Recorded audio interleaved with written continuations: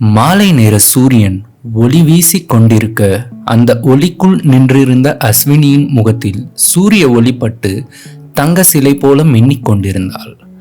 அவளது புடவை காற்றில் ஆடியவாறு நிலத்தில் நிழல் வரைந்து விளையாடி கொண்டிருக்க நீல நிற புடவையின் விளிம்புகள் தாமரை இலைகளின் நுனிகள் போல மெதுவாக அசைந்தன. அவளது அருகில் ஜீன்ஸும் டி-ஷர்ட்டும் அணிந்து மிடுக்காக நின்று கொண்டிருந்த அவளது தோழி பூமிகா எனக்கு ஒரு டவுட் என்றவள், அது எப்படிடி டீச்சர் வேலைக்கு போறவங்க மட்டும் காலையில எந்த மேக்கப்போட வரீங்களோ அதே மேக்கப்போட வீட்டுக்கு போறீங்க, எப்பயும் ஃப்ரெஷ்ஷாவே இருக்கீங்கடி, நீங்கெல்லாம் கொடுத்து வச்சவங்க என்று அஸ்வினியை கிண்டல் அடிக்க, பதிலுக்கு அவளை மேலும் கீழுமாக பார்த்த அஸ்வினி, நீ மட்டும் என்ன நல்லா மூஞ்சில 3 கோட்டிங் போட்டு 3/4 கிலோ பவுடர் அப்பிட்டு தானே வந்திருக்க என்றாள். அதை கேட்ட பூமிகா, ஹலோ மேடம், நான் ஒன்றும் 3 கோட்டிங்லாம் போடல, சிம்பிளாக ஃபேர் அண்ட் லவ்லி போட்டு பவுடர் அடிச்சிருக்கேன், அவ்வளோதான்.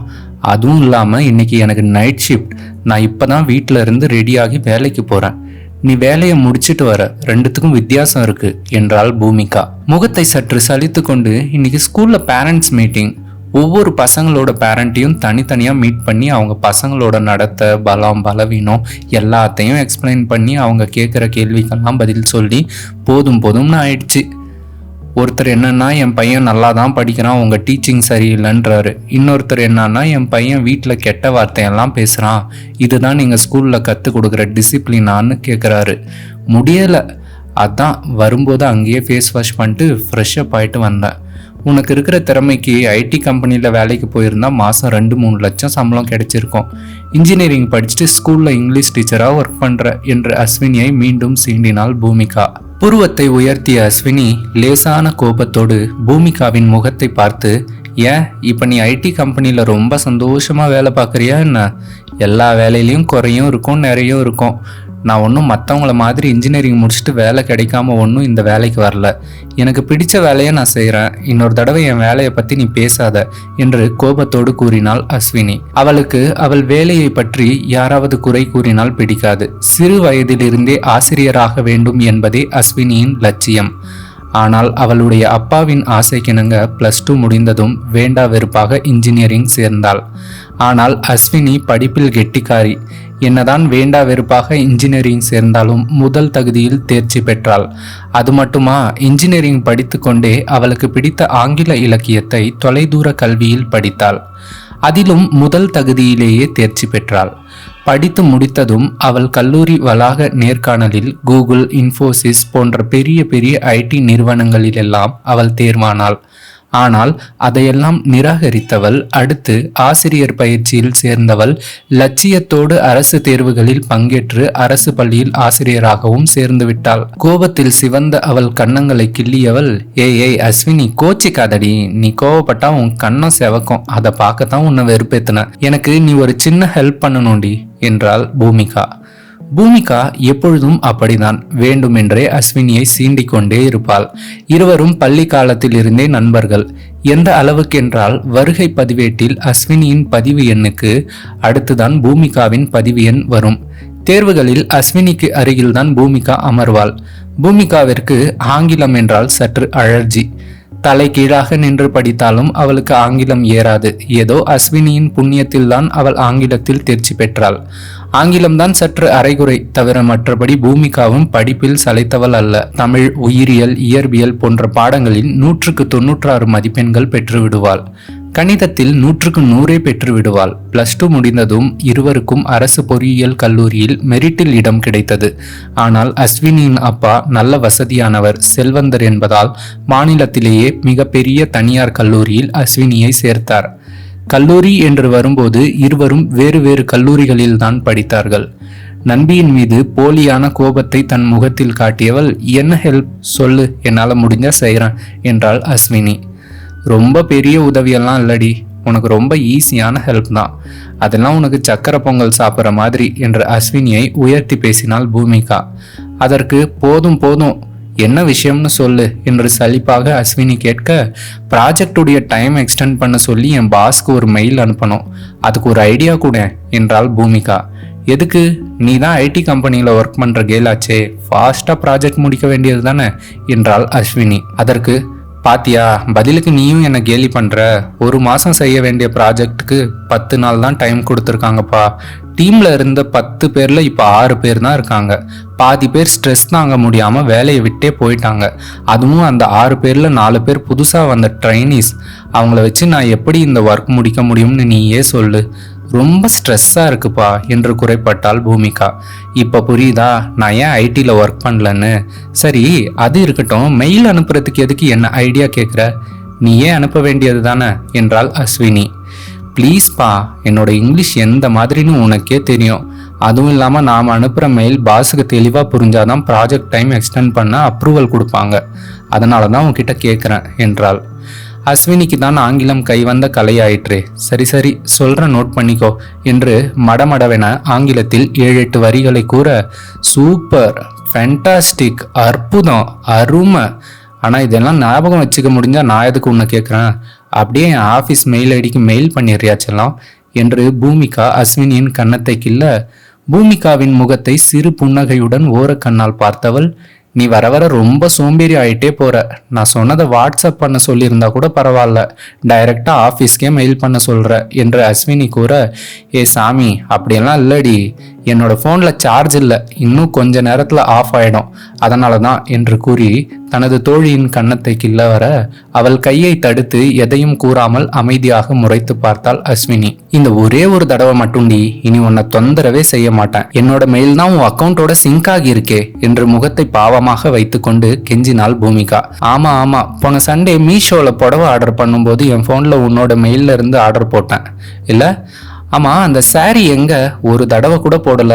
அது நல்லா இருந்துச்சுன்னா எனக்கும் ஒன்று ஆர்டர் பண்ணணும்னு சொன்னல, நீ எதையும் சொல்லவே இல்லை என்று அஸ்வினி கேட்க, அதை ஏண்டி கேட்குற? நானே உங்ககிட்ட ரிட்டர்ன் போட சொல்லலாம்னு இருந்தேன். அது ஃபோனில் பார்க்குறப்ப தான் புடவை மாதிரி இருந்துச்சு, நேரில் பார்க்க கொசு வலை மாதிரி இருக்கு. சரி சரி, கம்பெனி கேப் வர நேரம் ஆயிடுச்சு, மற்றதெல்லாம் நாளைக்கு பேசிக்கலாம் என்று மடமடவென அலுவலகத்தின் மின்னஞ்சல் முகவரியையும் ப்ராஜெக்ட் பற்றிய தகவல்களையும் அஸ்வினியின் வாட்ஸ்அப்பிற்கு அனுப்பிவிட்டு, நான் ஆஃபீஸுக்கு போய் சேரத்துக்குள்ள மெயில் பண்ணிடு என்றாள் பூமிகா. தனது போனில் நேரத்தை பார்த்த அஸ்வினி, கண்டிப்பா இப்படி நைட் ஷிஃப்ட் வேலைக்கு போய் கஷ்டப்படணுமா என்று கேட்டாள். பூமிகாவிற்கும் அந்த வேலையில் விருப்பமில்லைதான். ஆனால் வீட்டிற்கு ஒரே பிள்ளை. சமீப காலமாக அவளது பெற்றோருக்கும் உடல்நிலை சரியில்லை. அவர்களது மருத்துவ செலவிற்காக திருமணம் கூட செய்து கொள்ளாமல் ஓடி ஓடி உழைக்கிறாள். என்ன பண்றது, என் வீட்டு சூழ்நிலை தான் உனக்கே தெரியுமே என்று சோர்ந்த குரலுடன் கூறினாள் பூமிகா. சரி, ஃபீல் பண்ணாத, எல்லாம் ஒரு நாள் மாறும். நான் வீட்டுக்கு போனதும் உன்னோட மெயில் அனுப்பிடுறேன். பொறுமையா டைப் செஞ்சு அனுப்பணும்ல. இப்போ நான் வீட்டுக்கு கிளம்புற அவசரத்தில் இருக்கேன். ஸ்கூல்ல இருந்து மிதுன் வந்திருப்பான், ரமேஷும் ஆஃபீஸ்ல இருந்து வந்திருப்பாரு என்று தனது 6 வயது மகனை குறித்தும் 6 அடி கணவனை குறித்தும் சொன்னாள் அஸ்வினி. ஆமா ஆமா, 2 பேருக்கும் நீ ரொம்ப முக்கியம்தான். நீ இல்லாட்டி உன் 6 வயசு குழந்தை கூட அட்ஜஸ்ட் பண்ணிக்கும். ஆனா 6 அடி குழந்தை அழுது ஆர்ப்பாட்டம் பண்ண ஆரம்பிச்சிடும் என்று கூறி சில்மிஷமாய் சிரித்தாள் பூமிகா. பொடி லூசு என்று கூறி அவள் மேல் செல்லமாக அடித்த அஸ்வினி, நீ கதை பேசிட்டே இரு, எனக்கு லேட் ஆச்சு, நான் கிளம்புறேன் என்று கூறியபடி ஒரு வாடகை காரில் ஏறி டிரைவரிடம் கோயம்பேடு பஸ் ஸ்டாண்ட் போங்க சார் என்றாள். பஸ்ஸில் ஏறி அமர்ந்ததும் அப்பாடா என சற்று நேரம் பெருமூச்சு விட்டு கொண்டாள் அஸ்வினி. காலையில் ஆரம்பித்த ஓட்டம் இப்போதுதான் நின்றிருக்கிறது. இந்த அரை மணி நேர பயணம் அவளுக்கானது. ஹெட்செட்டில் ஓர் அலையவ கலையவ அழகிய நிலவவ பாடல் கேட்கலாம்.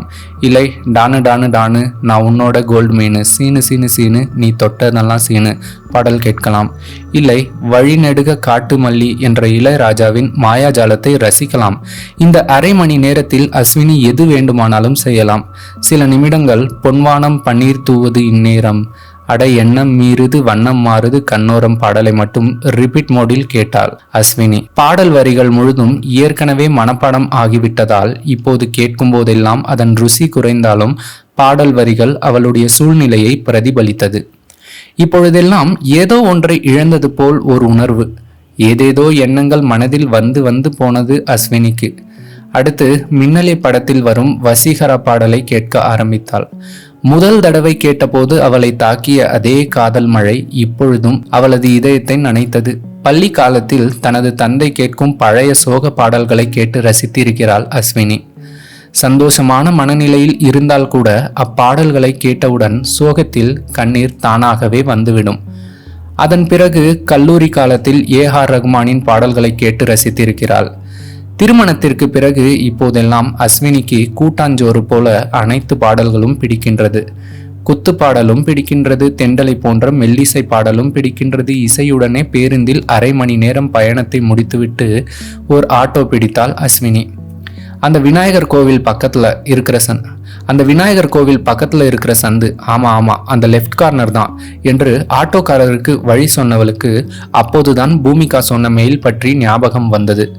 வேகமாக தனது கைபேசியை எடுத்து ஜிமெயில் செயலிற்குள் நுழைந்து வேகமாக டைப் செய்தவள் கனப்பொழுது கூட யோசிக்காமல் அந்த மெயிலை பூமிகா கொடுத்த இமெயில் ஐடிக்கு அனுப்பினாள். மெயில் அனுப்பிட்டான் பூமிகா என்று பூமிகாவிற்கு வாட்ஸ்அப்பில் மெசேஜ் செய்தாள். வீடு வந்ததும் ஆட்டோவில் இருந்து இறங்கிய அஸ்வினி வேகமாக ஆட்டோவிற்கு பணத்தை கொடுத்துவிட்டு தனது அபார்ட்மெண்ட்டிற்குள் நுழைந்தாள்.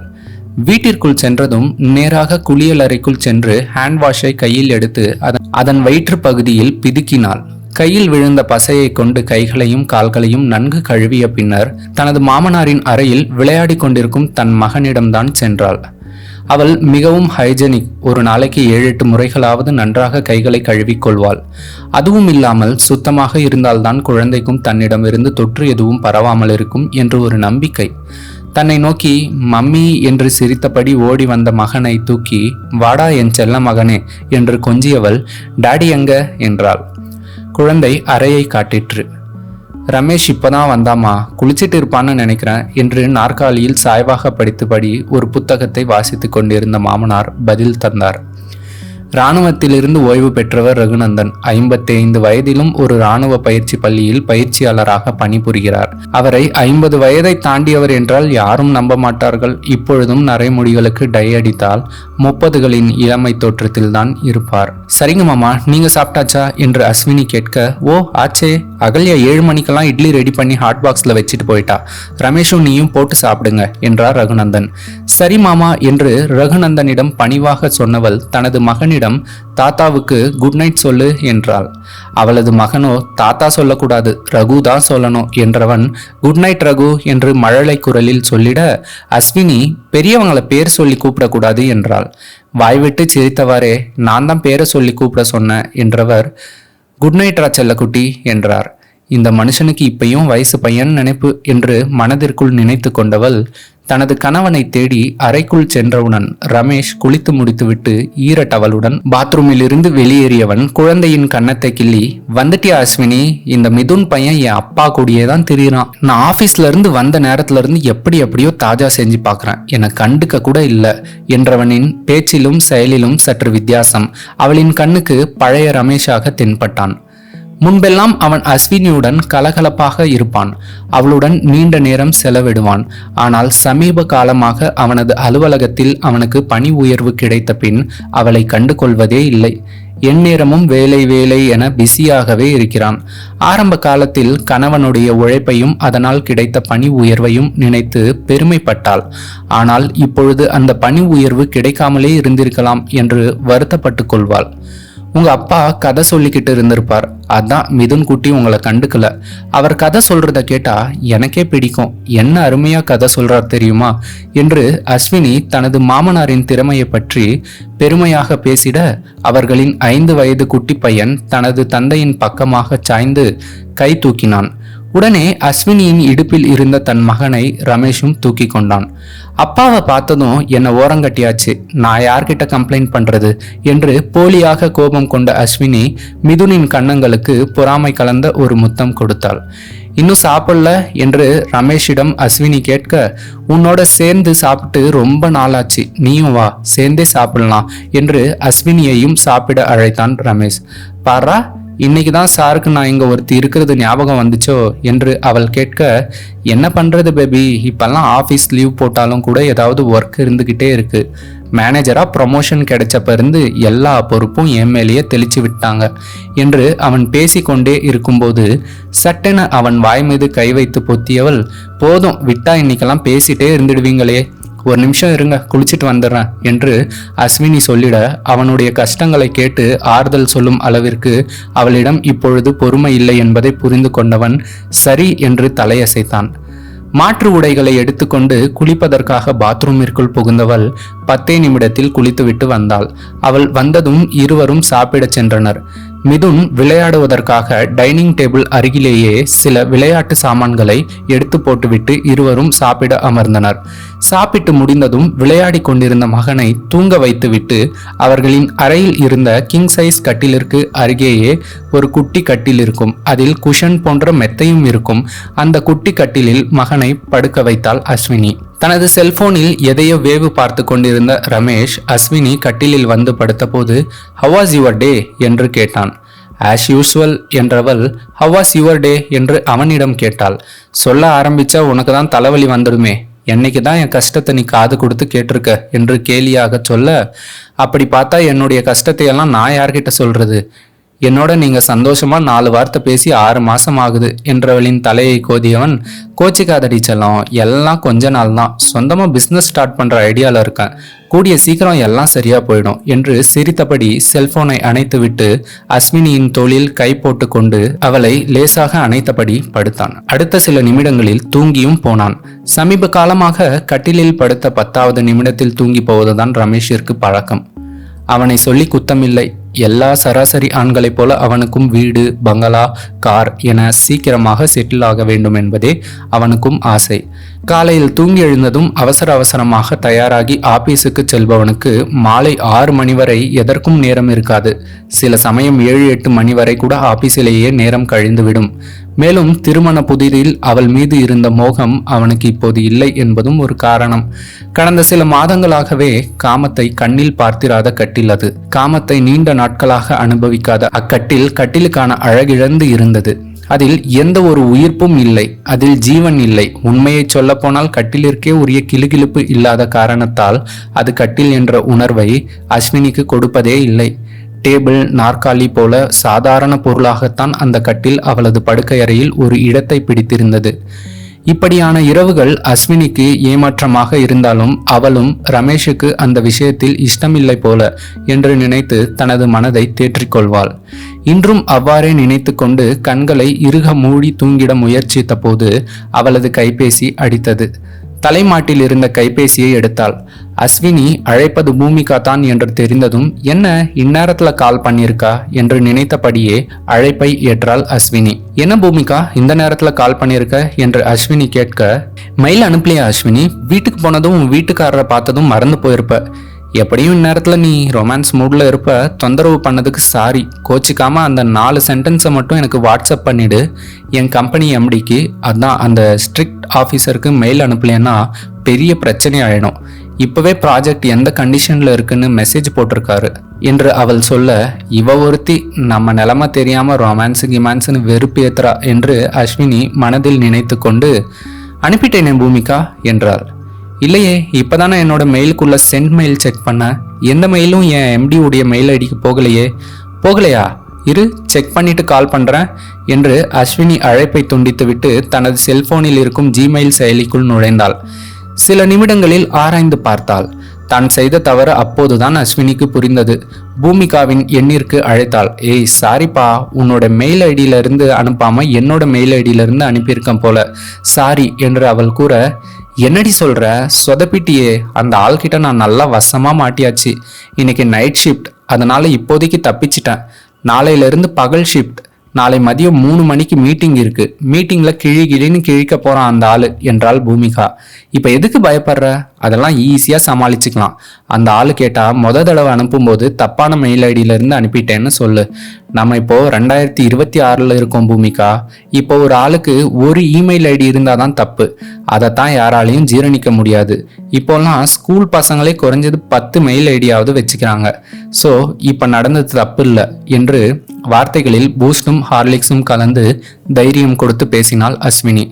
உடனே சமாதானம் அடைந்த பூமிகா, சரிப்பா, எனக்கு அந்த டெக்ஸ்ட்டை காப்பி செஞ்சு அனுப்பு, மனப்பாடம் பண்ணிக்கிறேன், கேள்வி கேட்டா பதில் சொல்ல தெரியணும்ல என்றாள். ஹஹா என்று சிரிக்க ஆரம்பித்த அஸ்வினி நன்கு சிரித்து முடித்துவிட்டு மடமடவென அதனை வாட்ஸ்அப் செய்தியாக அனுப்பினாள். சிரிக்காதடி என்று கடுப்புடன் கூறிய பூமிகா அஸ்வினி அனுப்பிய வாட்ஸ்அப் செய்தியை மனப்பாடம் செய்திடுவதற்காக அலைபேசி இணைப்பில் இருந்து விலகினாள். மறுநாள் பூமிகாவின் அலுவலகத்தில். அன்று பூமிகாவிற்கு மதியம் 3 மணியில் இருந்து இரவு 9 மணி வரை அவளது பணி நேரம். முன்தினம் இரவு நேர பணியாக இருந்தால் மட்டுமே மறுநாளின் பணி நேரம் மதியம் 3 மணிக்கு தொடங்கும். மற்ற நாட்களில் டான் என்று 10 மணிக்கு பணி நேரம் ஆரம்பித்துவிடும். சரியாக மதியம் 2:30 மணிக்கு அலுவலகத்தில் நுழைந்தாள் பூமிகா. பூமிகாவின் குழு உறுப்பினர்கள் இன்னும் சில நிமிடங்களில் மீட்டிங் ஆரம்பிக்க போவதாக சொன்னார்கள். அவள் பணிபுரியும் கம்பெனியில் வாரம் ஒரு முறை அனைத்து ப்ராஜெக்ட் டீம்களில் இருந்தும் ஒருவர் மீட்டிங் அட்டெண்ட் செய்ய வேண்டும். ஏற்கனவே டீமின் சார்பாக வைக்கப்படும் கோரிக்கையை மீட்டிங்கில் பரிசீலனை செய்யப்படும். எனதான் அஸ்வினி தைரியம் சொல்லி பிரச்சனை ஆகாது என்று கூறியிருந்தாலும் மீட்டிங் என்றதும் பூமிகாவிற்கு உள்ளுக்குள் உதறல் எடுத்தபடிதான் இருந்தது. எம்டியின் அறைக்குள் நுழைய பயமாக இருந்தது அவளுக்கு. அனுப்ப வேண்டிய மெயிலை தாமதமாக அனுப்பியதும் இல்லாமல் தவறான மெயிலில் இருந்து அனுப்பியதும் அவளுக்கு உள்ளுக்குள் அதிகமான பயத்தை கிளப்பியது. ஒரு மெயில் அனுப்ப சொன்ன, அதை ஒழுங்கா அனுப்புனா என்ன, இப்ப ஈஸியா பிரச்சனை ஆகாதுன்னு சொல்லிட்டா. கஸ்டமருக்கும் இப்படிதான் 2 தடவை மெயில் அனுப்புவீங்களான்னு எம்டி கேட்டா நான் என்ன பதில் சொல்றதா என்று உள்ளுக்குள் கலவரப்பட்ட பூமிகா, அப்படி கேட்டா என்ன சொல்லலான்னு அஸ்வினி கிட்டேயே ஐடியா கேட்போமா என்றும் நினைத்து கொண்டாள். பிறகு சேச்ச அவளை இந்நேரம் டிஸ்டர்ப் செய்யக்கூடாது என்று தன்னை கட்டுப்படுத்தி கொண்டவள் தனது குழுவினருடன் எம்டியின் அறைக்குள் சென்றாள். அந்த குளிரூட்டப்பட்ட அறையில் கூட பூமிகாவிற்கு வியர்க்க ஆரம்பித்தது. வயிறு கடமுடாவென உருட்டியது. நடுமயமாக அமர்ந்திருந்தான் அந்த கம்பெனியின் இளம் எம்டி பிரகாஷ். நீங்க அனுப்பின மெயில் வந்துச்சு, ஆல் ஆர் குட் என்று குழுவினர் அனைவரிடமும் பொதுப்படையாக சொன்னான் பிரகாஷ். பிரகாஷ் சொல்லும்போது தன்னை மட்டும் ஒரு நொடி கூடுதலாக பார்த்தது போல் உணர்ந்தாள் பூமிகா. சேச்ச தற்செயலாகத்தான் பார்த்தார், நம்மை நோட்டம் விடல என்று உள்ளுக்குள் சமாதானம் செய்து கொண்டாலும் பயப்பை ஆட்டி படைத்தது. 10 நிமிடங்கள் கூட்டம் நடந்தது. மேற்கொண்டு மெயிலை பற்றி பேசாமல் மற்ற விஷயங்கள் பேசினான் பிரகாஷ். உங்க எல்லாருக்கும் இருக்கிற செட் ஆஃப் ஸ்கில்ஸ் பத்தி எனக்கு எந்த சந்தேகமும் இல்லை. அதே நேரத்தில் அது மட்டும் போதும்னு நான் நினைக்கல. ஆர்டிஃபிஷியல் இன்டெலிஜென்ஸ், செயற்கை நுண்ணறிவு வந்துடுச்சு. அதை பற்றி நீங்கள் தெரிஞ்சுக்க ஒரு ஒர்க் ஷாப் கண்டக்ட் பண்ண போகிறேன். மற்ற ஐடி கம்பெனிகளோடு சேர்ந்து இந்த ஒர்க் ஷாப் நடத்த போகிறேன். அதனால் என்று கேட்டு பாதியில் நிறுத்தினான் பிரகாஷ். அவனது பார்வை பூமிகாவின் குழுவில் இருக்கும் மற்றொரு உறுப்பினர் மேல் இருந்தது. மற்ற கம்பெனி எம்ப்ளாயீஸ் கூட பேசி பொழுத போக்கக்கூடாது, காசிப் பண்ணக்கூடாது என்றான் அந்த உறுப்பினர். எக்ஸாக்ட்லி என்று சிரித்தபடியே ஆமோதித்தான் பிரகாஷ். அப்பாடா சிரிக்கிறான், யார் மேலேயும் கோபம் இல்லை, நல்ல மூட்ல தான் இருக்கான் என்று மனதில் நினைத்து கொண்டாள் பூமிகா. இப்போதைக்கு ஒர்க் ஷாப் இந்தியாவின் டாப் சிட்டியில் நடக்கும். அது சக்சஸ் ஆகிட்டா அடுத்த வருஷம் அமெரிக்காவில் நடத்த பிளான் செஞ்சிருக்கோம். பிரகாஷ் தொடர்ந்தான். குழுவினர் அனைவரது முகத்திலும் பயங்கர மகிழ்ச்சி. அதில் இருந்த சிலரின் மனதில் இப்போதே அமெரிக்க ஆங்கிலத்தை கற்க வேண்டும் என்ற யோசனை கூட பிறந்துவிட்டது. இன்னும் சிலர் ஒரு படி மேலே போய் தங்களது மேட்ரிமோனி பக்கத்தில் இருந்த சுய விபர பட்டியலில் attend grand workshop held at America என்று 2 வரிகள் சேர்த்துவிட தீர்மானித்தார்கள். கூட்டம் முடிந்தது. லெட்ஸ் கோ என்று பிரகாஷ் சொன்னதும் பூமிகா தனது குழுவினருடன் அறையை விட்டு வெளியேற முற்பட்டாள். அப்போது பூமிகா, உங்க கூட ஒரு நிமிஷம் பேசணுமே என்று கூறி அவளை போக விடாமல் தடுத்து நிறுத்தினான் பிரகாஷ். இது என்னடா வம்பா போச்சு, தனியா கூப்பிட்டு காய்ச்ச போறானோ என்று கலவரமாய் நினைத்தாலும் ஓகே சார் என்று கூறி மீண்டும் தனது நாற்காலியில் வந்து அமர்ந்தாள் பூமிகா. அனைவரும் சென்றதும், நேற்று நீங்க தான் எனக்கு 2 தடவை மெயில் அனுப்பினீங்களா? 2 மெயிலும் ஒரே மெசேஜ் இருந்தது. அது வந்து சாரி சார், என் ஃபோனில் சார்ஜ் இல்லை, அதனால் என் ஃப்ரெண்டை மெயில் பண்ண சொன்னேன். அவளுக்கு ஒர்க் டென்ஷன், அந்த டென்ஷன் மறந்து அவளோட பர்சனல் மெயில் ஐடியில் உங்களுக்கு மெயில் அனுப்பிட்டா. ரொம்ப ரொம்ப சாரி சார். இனி இந்த தப்பு நடக்காமல் பார்த்துக்கிறேன் சார். ஆனால் மெயில் ஐடி தான் அவளுடையது, அனுப்பின மேட்டர் என்னோடது தான் சார், நான் டைப் பண்ணது தான். படையப்பா படத்தில் ஒரு நகைச்சுவை காட்சி வருமே, மாப்பிள்ளை இவர் தான், ஆனால் அவர் போட்டிருக்கிற ட்ரெஸ் எனது என்பதை போல சொதப்பி கொண்டிருந்தாள் பூமிகா. பூமிகாவின் பதிலில் துளி கூட நம்பிக்கை இல்லாத முகபாவம் பிரகாஷின் முகத்தில். இப்போ எதுக்கு சம்பந்தமே இல்லாமல் ஒளரி கொட்டணும்? எதுக்கு ஃப்ரெண்டு ஆட்டிக்குட்டி கதையெல்லாம் சொன்னோம்? 2ம் என்னோட மெயில் ஐடின்னு சொல்லியிருக்கலாமே என்று மனதில் நினைத்து தன் மீதே கோபம் கொண்ட பூமிகா விளக்கம் கொடுத்த பிறகும் நகராமல் நின்று கொண்டிருந்தால் பிரகாஷின் கட்டளைக்காக காத்திருந்தாள். உங்கள் ஃப்ரெண்ட் ஐடி இண்டஸ்ட்ரியில் தான் ஒர்க் பண்ணுறாங்களா? சென்னையில் தான் இருக்காங்களா? இல்லை சார், அவள் ஸ்கூலில் டீச்சர் வேலை பார்க்குறா. ஆனால் பிடெக் ஐடி தான் படிச்சிருக்கா சார். ஃபர்ஸ்ட் கிளாஸில் கூட பாஸ் பண்ணியிருக்கா என்று பூமிகா கூற, நம்ம கம்பெனிக்கு இந்த மாதிரி நியூ டேலண்ட்ஸ் தேடிட்டு இருக்கோம். அவங்களுக்கு ஸ்விட்ச் ஓவர் ஆகிற எண்ணம் இருந்தால், அச்சோ சான்ஸே இல்லை சார், நம்ம கம்பெனிக்கு அவள் ஸ்விட்ச் ஆகிறதுக்கு வாய்ப்பே இல்லை. அவளோட வீடு ரொம்ப தூரம் சார். அவள் வேலை பார்க்குற ஸ்கூலுக்கும் அவள் வீட்டுக்கும் தூரம் கம்மி. அதனால் அந்த வேலையை விடுறதுக்கு வாய்ப்பே இல்லை. அப்புறம் சேலரிக்காக எந்த வேலைக்கு வேணாலும் போகிற ஆள் அவள் இல்லை. அவளுக்கு பிடிச்ச வேலையை தான் அவள் செய்வா. என்று ஏற்கனவே நேரம் சரியில்லை, இதுல ஓவரா உற்சாகமாகி உளறி கொட்டியாச்சு என்று தன்னையே மனதில் கடிந்து கொண்டாள் பூமிகா. சாரி சார், நமக்கு பிடிச்ச வேலையை செஞ்சாதான் நமக்கு ஒரு மன நிறைவு கிடைக்கும். அதான் சார் ஜாப் சாட்டிஸ்ஃபேக்ஷன். அவளுக்கு ஐடியில் ஒர்க் பண்ற இன்ட்ரெஸ்ட் இல்லை, அதை தான் சொல்ல வந்தேன் சார் என்று மிக பணிவுடன் சொன்னாள். ஓ என்ற பிரகாஷின் மனதில் பல நூறு கேள்விகள். ஆனால் அவளால் ஒன்றை கூட வினா ரூபத்தில் வார்த்தைகள் கோர்த்து பேச முடியவில்லை. Anything else sir? பூமிகா புரியாமல் கேட்டாள். பிரகாஷ் என்ன பதில் சொல்ல முடியும்? உன் ஃப்ரெண்டின் மெயில் ஐடி எனக்கு ஏற்கனவே மனப்பாடமா தெரியும், அவளையும் தெரியும், அவ கான்டாக்ட் நம்பர் மிஸ் பண்ணிட்டேன், அவ நம்பர் வேணுமே என்று முதலாளியின் இடத்தில் இருக்கும் பிரகாஷினால் பூமிகாவிடம் எப்படி வாய்விட்டு கேட்க முடியும்? நத்திங் எல்ஸ் என்று கூறி பூமிகாவை அனுப்பிவிட்டான் பிரகாஷ். ஆனால் பூமிகாவிடம் அவள் விலாசத்தை தெரிந்து கொண்டு அவள் கிளம்பியதும் அந்த ஸ்கூலின் தலைமை ஆசிரியரை அழைத்து அஸ்வினி பற்றிய விவரங்களை சேகரித்து கொண்டான். விவரங்கள் கிடைத்ததும் தனது ஆடி காரில் அஸ்வினி பணிபுரியும் பள்ளிக்கு சென்றான். மாலை வேளையில் புற்றிலிருந்து கிளம்பிய எறும்புகளைப் போல் பள்ளியிலிருந்து மாணவ மாணவிகள் சாறை சாறையாக வெளியே வந்து கொண்டிருக்க அந்த கூட்டத்திலும் அஸ்வினியை சரியாக கண்டுபிடித்து விட்டான் பிரகாஷ். கல்லூரி நாட்களில் இருந்த அதே அழகும் இளமையும் அவளில் குடிகொண்டிருப்பதை கண்டு ஆச்சரியப்பட்டவன் பள்ளியிலிருந்து வெளியேறியவளின் முன்னால் குறுக்கே சென்று நின்று ஹாய் அஸ்வினி என்றான் புன்னகையுடன்.